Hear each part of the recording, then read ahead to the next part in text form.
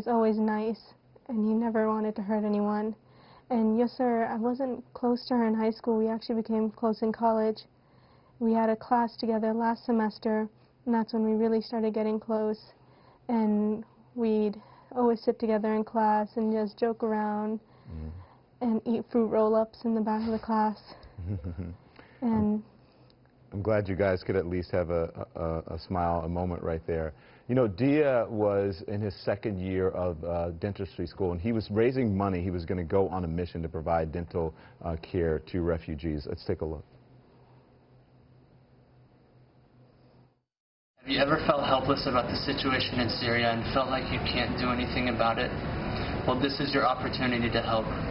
This summer, I'm embarking on a trip to Turkey with 10 dentists to help Syrian refugee students in need of urgent dental care. We'll be doing extractions, fillings, root canals, and oral hygiene instruction to those most in need. Omar, you're a close friend of his. Tell us about the man, salt of the earth.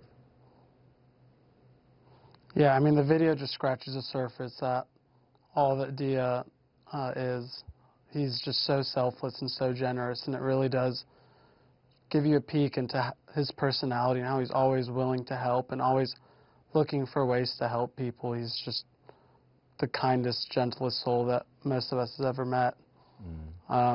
Just recently, he was posting on Facebook about being at a local homeless shelter where he was helping give out toothbrushes and toothpaste and going over oral hygiene instructions there. And he immediately texted one of my classmates that works with the free clinic at the school and asked him how he could get the people from the homeless shelter connected to the dental school, how to get them over to the free clinic, if we could provide transportation.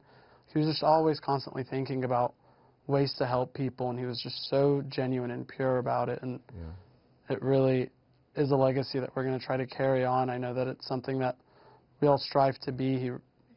He exemplified everything that we want to be as people and as dental professionals or just professionals in general.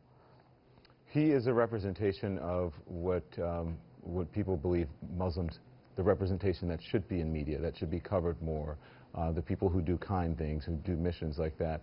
Now, I understand that, you know, many are thinking that this is a hate crime. Do you think, Omar, that his faith and the fact that the women were in headscarves, that play into the murders at all? Do you think it was a hate crime? I know that there's ongoing investigations, and right now we've just put all our focus into thinking about and remembering Dia, Yusur, and Razan, and not so much about why it happened, but more about that it has happened and how we can remember them and carry on their legacy for a very long time. Neda, can I ask you the same question? Do you think it was a hate crime? like Omar said, it's just everyone's in shock. We don't know why it happened, and we just want to remember them, not by the way they died, but the way they lived and how they changed everyone's lives that they met. Thank you very much. Our thoughts are with you. We appreciate you coming on at such a tough time.